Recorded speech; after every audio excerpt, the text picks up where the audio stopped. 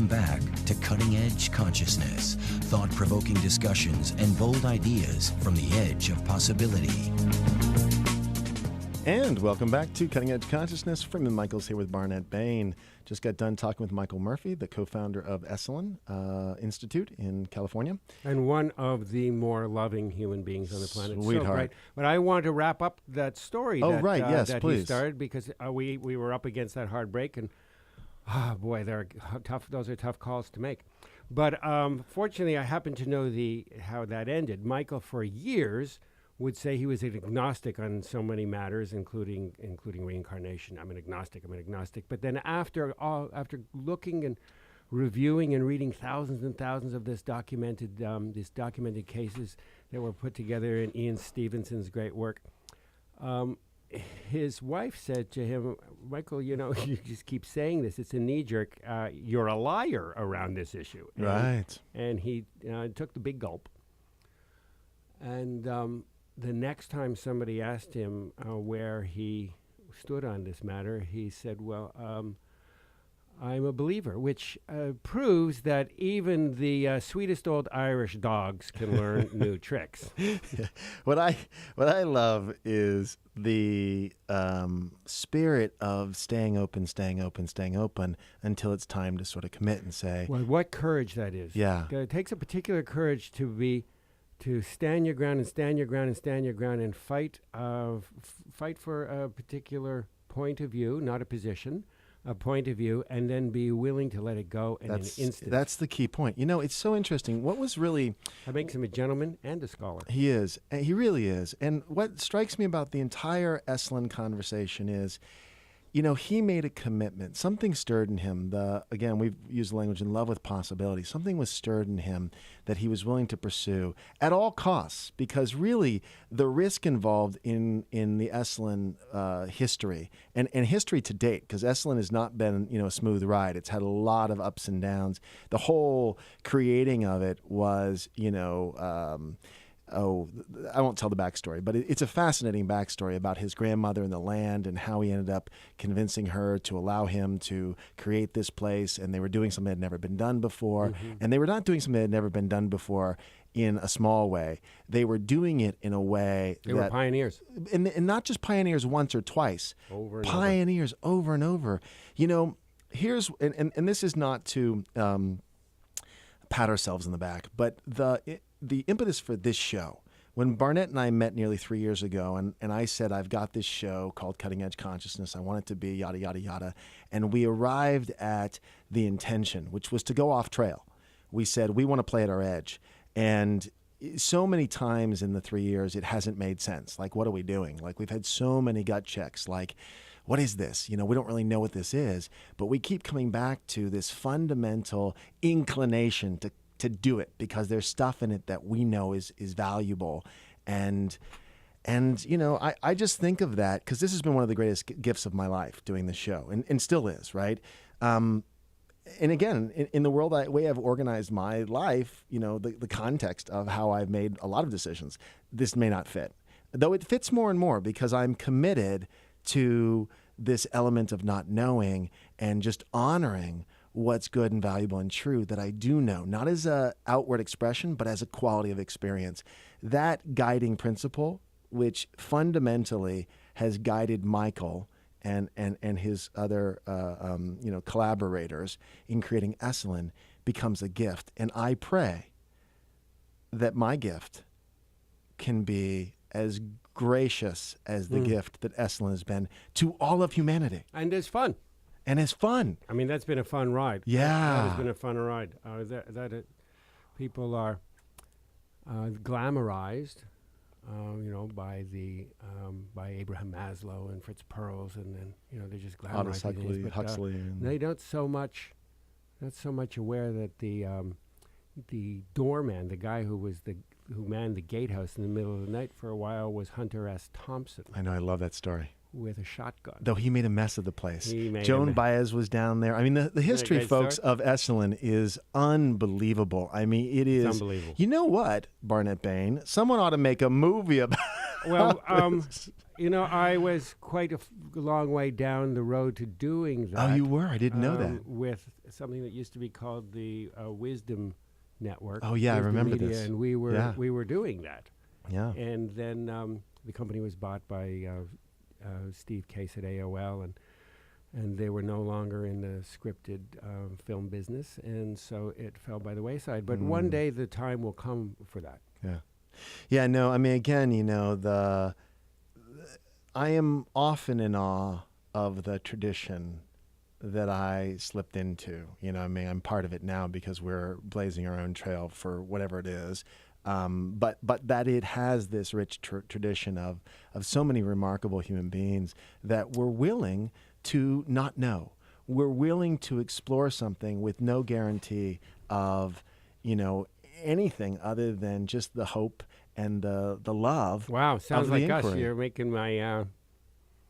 There's the impact of that is twofold. There's a part of me that is thrilled at hearing that. There's another part of me that is like stiffening, like, oh my God, what are we doing and where are we going? I know. It's magical. I mean, I want to go back to the beginning of the conversation because, With Michael? Yeah, because this line that he was drawing, and it's not a hard line, it's a fuzzy line between woo-woo and wow-wow, as you like to say it, between seeking and finding, between, distraction, something that becomes a distraction, and something that becomes a clarifier, on the right-hand side, sort of, I'm seeing it as sort of right-hand side of the page, constructive, and left-hand side of the page, let's say destructive, and how, all of this line, this very thin line, this very precarious line that we're always walking, at least you and I are. I mean, because you can't know this. You can't order and organize and pre-program it, to be something. The whole nature of being over the edge or outside of our frame of reference is you can't know. The nature of an innovation is it's something that you can't possibly know right now. Something that reveals itself. It has to. Otherwise it wouldn't be innovative. It's outside of what's known. It requires a sufficient self-knowing. That's it. To be able to recognize what is characteristic of the self and what is old and of patterns of identity and personality. And you have to be familiarly intimate with that in order to put the clutch in on it. Yep. And be open to discovery and revelation. Yeah. So we don't know what the outcome is. We don't really know where we're going, but we have hints. And we have tracking devices. We have whale talk. We have whale talk. And I don't mean that facetiously. No, I think you're right. Or we have this whole gigantic 7-pound tome, The Future of the Body by Michael Murphy. Explorations into the further evolution of human nature. It is from stem to stern about these extraordinary capacities. Right.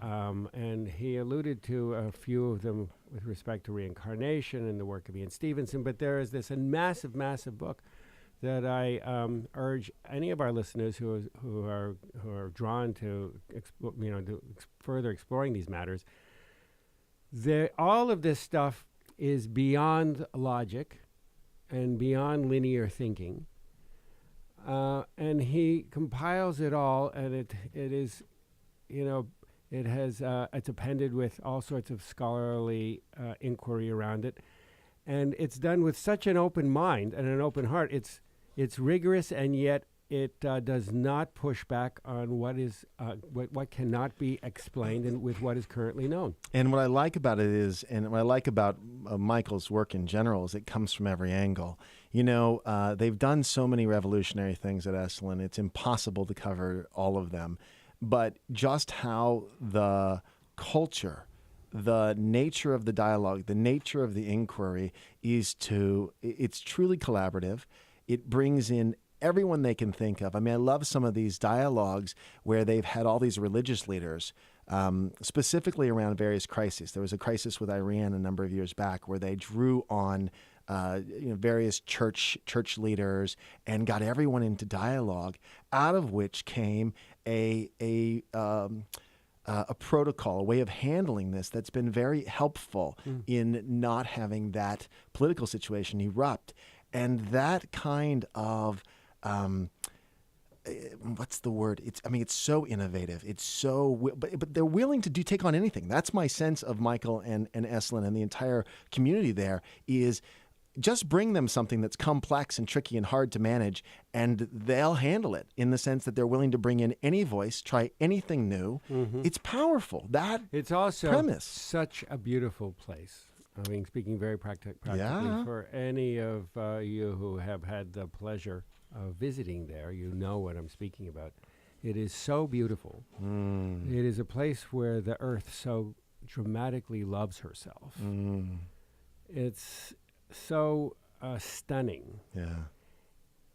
And the gardens are so stunning, and the food is so stunning, and the baths are so stunning. It's just, and I'm very excited to be headed up there the beginning of June for the Esalen Film Festival. It's fantastic. No, again, we've sort of used language of the energetic frequency. I mean, maybe the language is a vortex, a place where, again, where nature as a resource to tap into, to source information, right? The source element.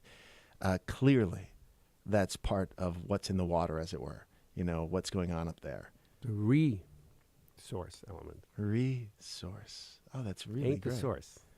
I But it's a love that. repeater station. It's a repeater station. It's an amplifier. Place where there's sufficient focused human energy committed and dedicated to a particular discovery, a particular humility. So heart's open, and you can feel it. That is good stuff. Yeah. Well, I'm not sure what our timeline looks like. Well, we have 2 minutes. So in the last 2 minutes... Do you want to show pictures of your dog? I love my dog. My little dog, for those of you who don't know, found me. Almost literally showed up on my doorstep. I was coming home from a walk and actually showed up on our doorstep because it was such a collective finding of this little creature that's an extension of so much of the heart of our family. She's at the heart of our family now. We found her under a car a few doors down, and we all arrived at one moment, my kids, my wife, everyone, and this dog was there. Little, what was presumably a white dog, but it was covered in soot. And so we got it out, and it smelled like urine, and so we washed it, and then we brought it to the local animal shelter, to see if it had a chip and see if someone was going to claim it, if there was someone looking for it. And they have a whole network of way they put out that there's a found dog. So we did, but they said to us, if you'd like, after 7 days, to adopt the dog, because we don't want to see the dog put down, you can do that. And we said, okay, great. So I was showing up every day to see if the dog was still there.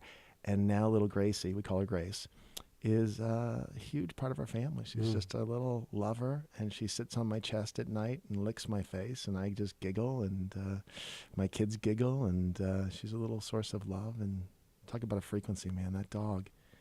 Every time I'm stressed out, I just Dogs do that. pick Animals her do up, that. and she just I'm grounds not aware me. of any work done, explored at Esalen around animals. I'm So going to have to discuss We'll have that. to do that, and we actually probably need to do an animal show because you're a big dog lover. You have I have a memory. a memory of a love affair with a I little, had a a little dog poodle. for 19 years. Well, we don't say he's a poodle even after life.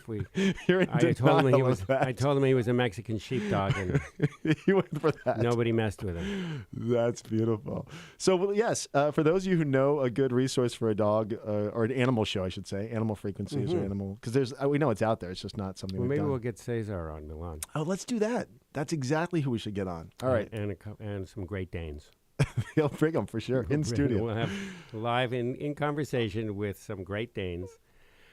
There's Isak Denison. We could get her. Yeah, now we're starting to think. All right, so listen, it's coming. And for those of you who have tuned in today, we want to thank you. And we invite you, of course, to share this with friends and to keep coming For back. more information yes. about the Esalen Institute, www.esalen.org. And also you can check in with us at our www.cuttingedgeconsciousness.com website. And for more information there, thank you. We'll see you next week.